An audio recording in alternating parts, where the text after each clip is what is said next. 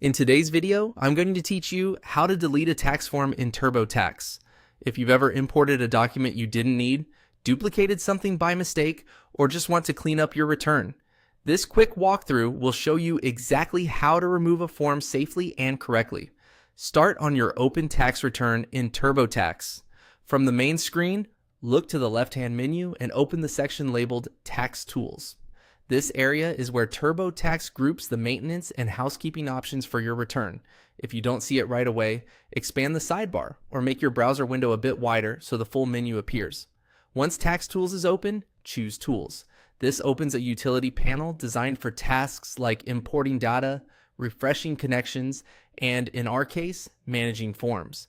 It's a handy place to go when you want to fix something without clicking through the entire interview.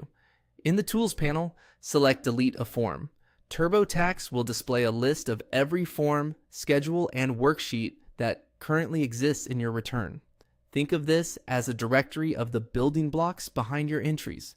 Before you delete anything, take a second to confirm you're working on the correct tax year and the correct return, especially if you manage more than one household or multiple filings. Find the specific form you want to remove, then click the trash can icon next to it. If you're unsure, click into the form name to review what it contains, then come back to the list. A quick double check now can prevent headaches later. Keep in mind that some forms are created automatically from entries you made elsewhere. If a form keeps reappearing after deletion, it usually means there's still underlying data feeding it, such as an income item or a deduction you entered earlier. When Turbotax asks you to confirm, click Yes, Delete. That confirmation protects you from accidental clicks, so only proceed when you're confident you've selected the right form. After the deletion, give the return a moment to refresh. You can navigate back to your income or deduction summary to make sure totals look as expected. A few quick tips as you wrap up.